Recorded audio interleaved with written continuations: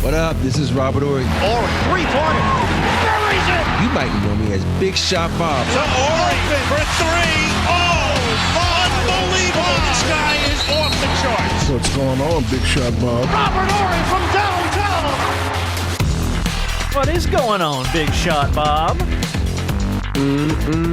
Loving life. Living life. Living life, loving life. It is the Big Shot Bob podcast. It's our shoot around, our little Friday bonus show in case you missed anything this week and you ever have a question for us. Send it our way, man. We got a couple more questions for Rob this week and a few other topics we didn't get to. I had a lot of people ask me why we didn't talk about Reggie Miller when we were talking about the Knicks-Pacers thing on this day. Look, God bless Reggie. Rob, do you know Reggie at all? Like, have you ever had... No, I've never, think about it. He's an LA guy. I'm in LA. We've never ran across each other. We've been on the plane once with each other, and that was about it. So, did you ever played against them? Yeah, we beat them in the finals. Oh, that's right. What am I talking about? You did beat them. That's Shaq's first championship. That's right. Them. That's right, against the Pacers. He's kind of obviously, for very obvious reasons, become a little bit of a lightning rod with this Knicks-Pacers series. Because everybody looked back to what happened 30 years ago and, all the choking and all that crap. But like Reggie, Reggie's not shy in saying stuff like this, which I think is great. I know people are like, aren't you worried about going back to New York City and calling a game? No. I've owned this city. I've owned this building. So why would I be worried about walking on out there? So, obviously, Reggie's kind of been a bit of a lightning rod. Now, the other night during, I think this was during Game 4, he had this to say, and I want to know who you think he was talking about when he brought this up, because I think I know. I think most people think they know, but I want to get your take. We've got certain guy veteran status in our game that are on a lot of people's Mount Rushmore that like to deflect and point fingers at others. Here's a 22-year-old saying, this is on me. It's my fault. So he was talking about Anthony Edwards, saying that he'll step up and take the blame when the team loses. And he's like, you got veteran guys, Mount Rushmore guys, that will point fingers at other people and say it's them, not me. Who do you think he's... damn league. Yeah, I mean, but he said Mount Rushmore guys. So you're talking 4 best ever, right? Because that's the idea of what the Mount Rushmore is, one of the best players to ever do it. Yeah, but that's still a few. So for me, it feels like it's a shot at LeBron James. I think it's just a shot at, I'm just going to run off. It's a shot at Giannis. It's a shot at Joker. Okay. AD, LeBron. I think it's a shot at every top-tier guy out there. Because every top-tier guy, I at one point in time probably said, well, I did my job. Hell, when I was a top-tier guy in college, I've said that I've done my job. It's up to these other motherfuckers to step up. You get those moments where guys are going to say this. And I think for the most part, and you do get moments where every guy, goes out and say, it's my fault. So I don't think it's just, one guy that on a consistent basis say, it's like that commercial. Ain't no I in team. Ain't no we either. I did my job. You put the other motherfuckers to do their job. Okay. Mm-hmm. All right. Yeah, a lot of people are speculating it was him taking a shot at LeBron James. I don't think he would take a shot. I don't think Reggie's the type of shot taker like that, Oh, I don't know. He's taken plenty of shots. The best was Josh Hart when he came up to him during the broadcast, and people in New York are raining down booze on Reggie. And this is on the air. And Josh Hart comes over and starts talking to Reggie. Reggie pulls his headset off to hear him. And Josh goes, I don't know if you could hear it, but I think they're saying fuck you. Yeah. Yeah. And the whole thing, all the audio got picked up on mic. It was really funny. TNT's like, we apologize for the language. It's like Reggie. If you own New York, who won that series? Oh. Mm-hmm. Who won that series? New York did. Well, didn't they? The Knicks won that series. Yeah, Knicks won that. So you don't own New York.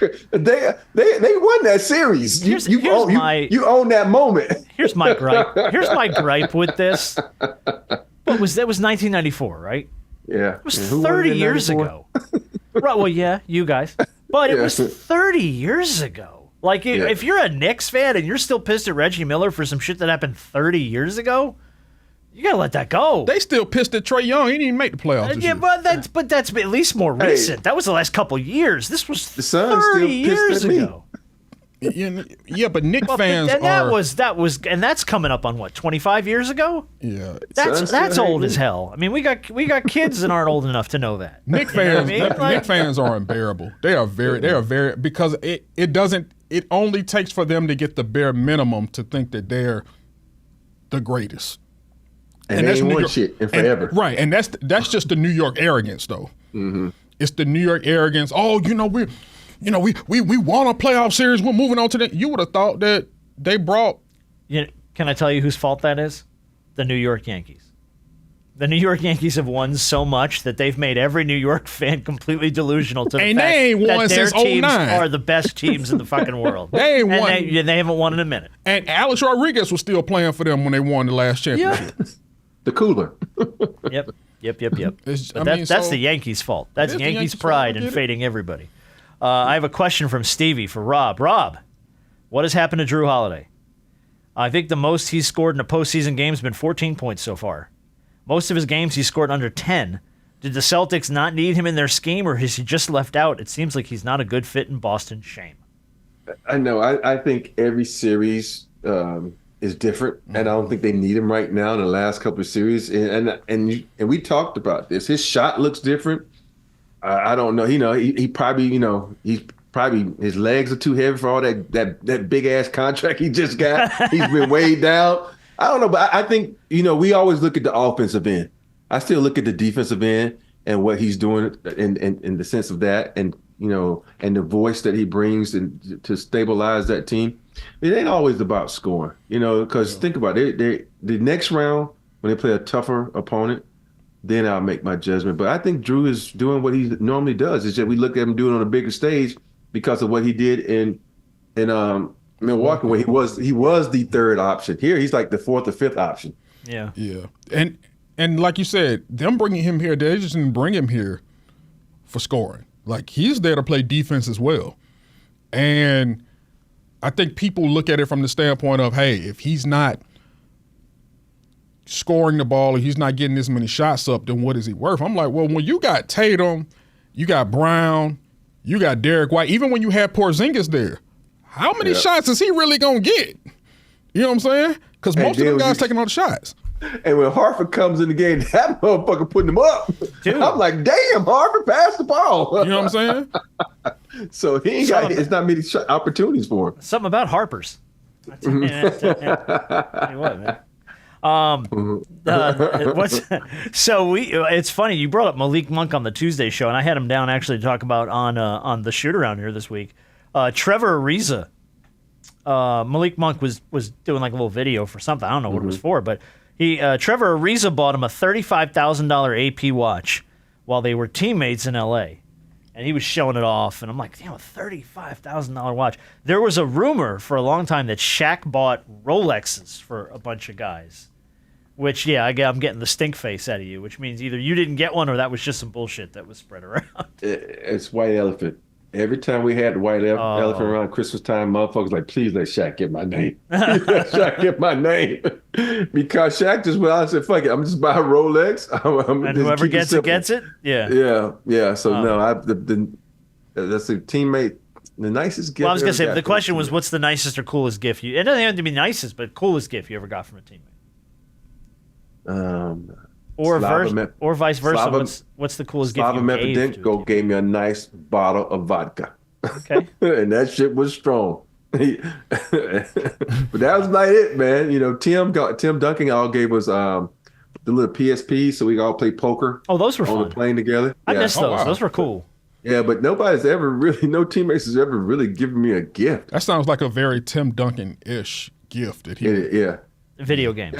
Yeah, because a couple of us used to do on the plane in San Antonio, we would all take money on the plane, like $500, put it in a pot, give it to Bruce Bowen, because Bruce didn't play poker. And then we all would link up and play poker together. So in the winter, actually got the money at the end. So did you ever win it?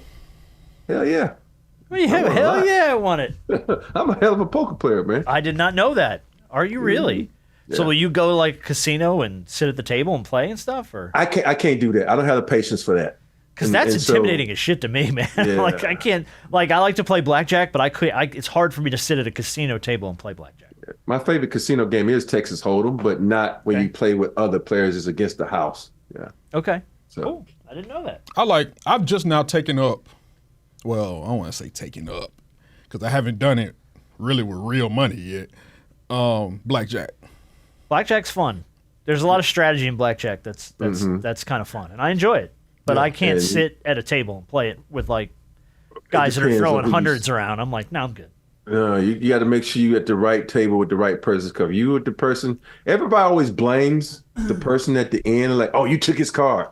Well, why didn't you took my card, the person before me. So I like playing blackjack pretty much with like people I know. I don't want to play with a bunch of strangers. Yeah. It's fun to play online. That's about as far as I've gotten there. Question from I've actually, the first time I went to Vegas, I was playing blackjack. I won $40K. Damn. Blackjack. Yeah. All right. And it was weird because I was playing two hands, and I was sitting there with a bunch of people. They got me. I was playing two hands. They allowed me to play two hands. And I didn't know this at the time, but one of the guys came back and was like watching me play because they thought I was counting cards. But he found out I wasn't counting cards because I kept talking to my boys, like not paying attention, and then turn around, oh, hit. And I was doubling down on hard 13s and fucking winning. I was like, I got up to 50 grand.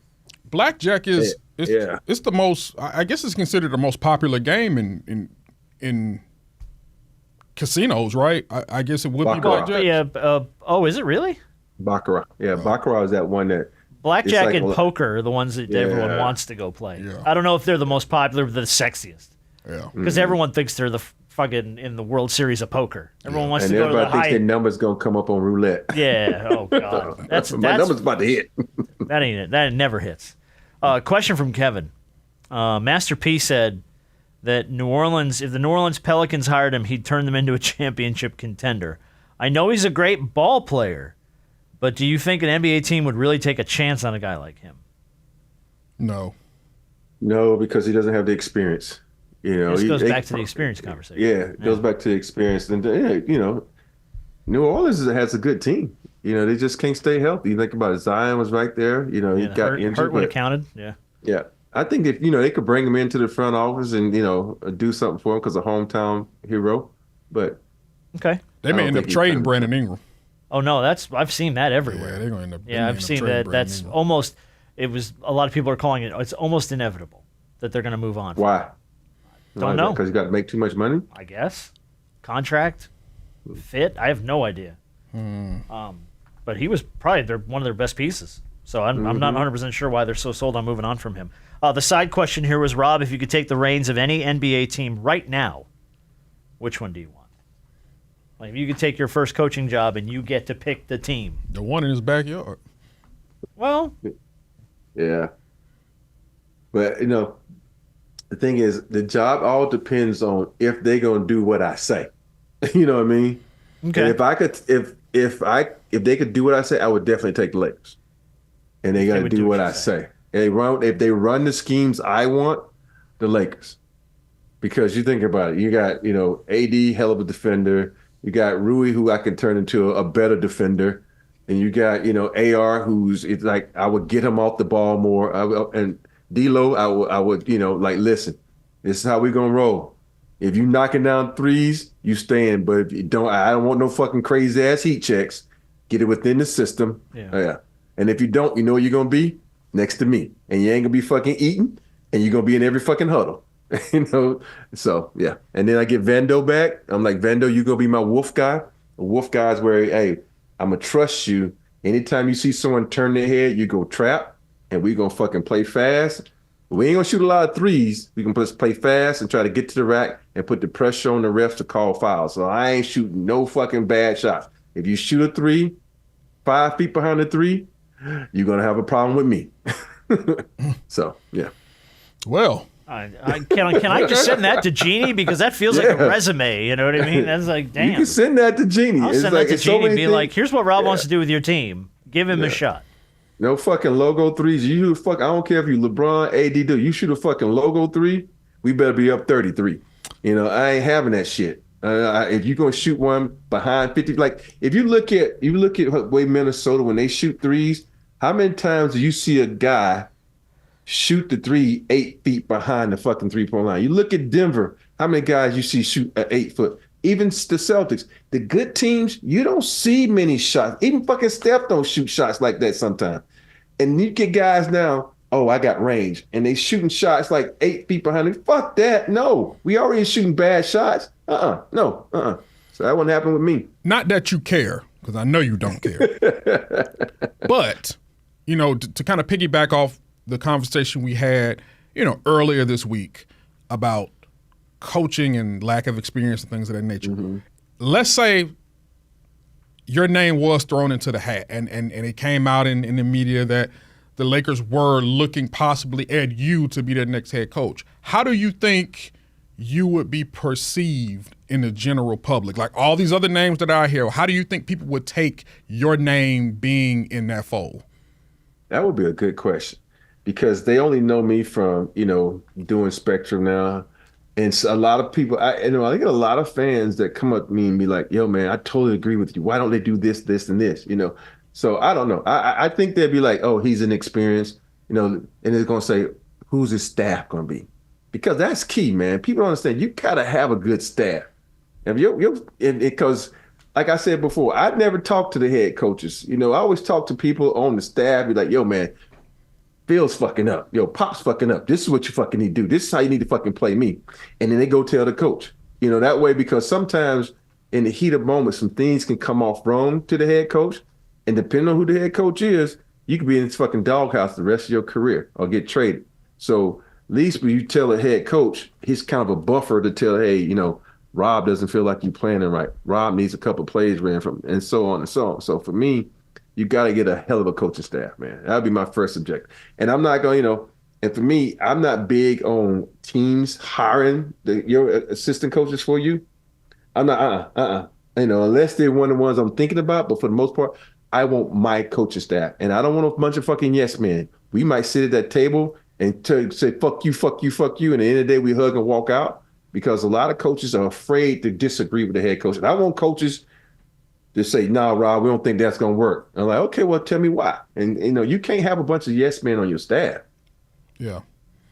All right. I just always wanted to know. It's a great question, though, because I feel like you're, and we talked about this at lunch the other day, I feel like you're well-liked amongst most of the league and as far as the media goes and stuff. I think the only thing that would be called into question would be experience.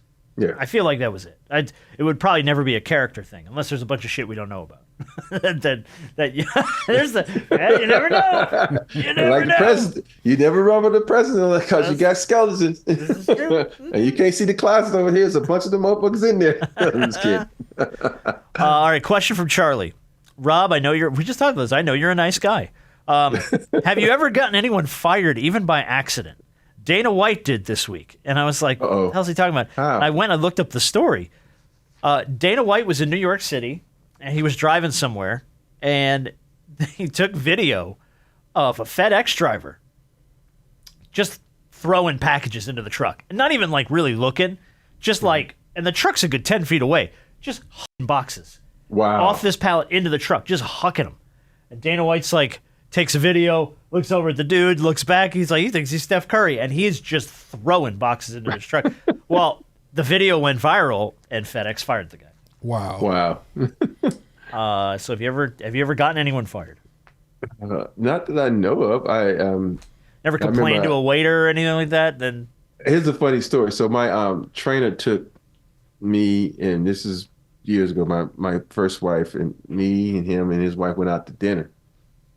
And he said, I'm paying. I'm like, okay. Our waiter was fucking awful.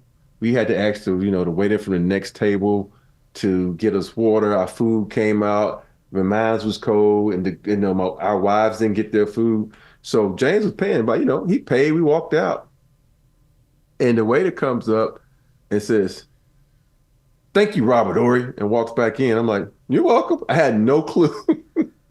James left him a 2-cent tip because he wasn't there, but he gave the tip to the girl that was actually helping us. Sure. Because he never helped us. And he was like, I was like, what the fuck? He's like, yeah, I got him. I was like, what? And then the manager comes out, and I told the manager, I was like, yo, He never served us. It was this young lady who helped us out the whole time. I went back in there later. I never saw him again, but I think he got fired. But he was just awful, man. You know he badmouths the shit out of you to this day. Yeah, I'm walking out with a toothpick like, dude. Robert Horry's a piece of shit. To this day, man. Telling you. All right, last thing, and I had to mention it, was Pat Bev got 4 games for the ball toss. The incident we discussed last week where he threw it in, he's going to start the season with a 4 game. He got off easy. He got off really easy. That's like a 10-game suspension right there. Every bit of it. Rob, what was the biggest suspension or fine you caught during your playing days? The quote-unquote shove with Steve Nash. I got a 2-game suspension, cost me $60,000. God bless. Yeah. Was that just game check? And I told... my playoff check, and I told the guy who fined me, I said, I'm gonna be watching every fucking game. If you don't fucking throw guys out of a game or suspend guys for a game for the shit I did, we're gonna have I'm gonna sue the fucking league. I was fucking with it. And here's the funny part: the guy who actually suspended me, his wife and my ex-wife were like, I was still married at the time, so they're like really good friends. So he called a house one time. I said, man, what the fuck you calling my house? And hung up on it. All right. Yeah. Well, that's a story. He told me $60,000, man. I'm like, shit. I could have seen it one game. Like, it's like that body check. I'm like, really, dude? You gave me 2 games for that bullshit? Yeah. So I said, but it was the golden boy, Steve Nash. So I said, anybody else other than Steve Nash, I wouldn't have got 2 games. 60 large for that. Yeah. I don't know. For me, it was worth it. Just to watch Steve Nash's lifeless body hit the freaking boards like that, man. Tell you what. Hey, that changed the. Was that the one where it changed the trajectory of the series? Yeah, because who got suspended? Somebody got suspended for game 5. Stoudemire. He came after you. That's right. And what's his name? Diop, whatever his name was. I don't remember. The guy from France. Boris Diop. Boris Diop. And the funny part is, like, people would actually say, they used to say Robert Horry knew exactly what he was doing because he knew the other team would come off the bench and be suspended for that. I said, I ain't that goddamn smart now. Come on now. Give me a little too much credit. No dumbass, but I ain't that smart to know what people going to do. A little too much credit. I was just mad. I was just mad this motherfucker was getting all the calls. We couldn't get none. I'm like, okay, I'm going to call this motherfucker right here. Now that's a foul. That's a foul.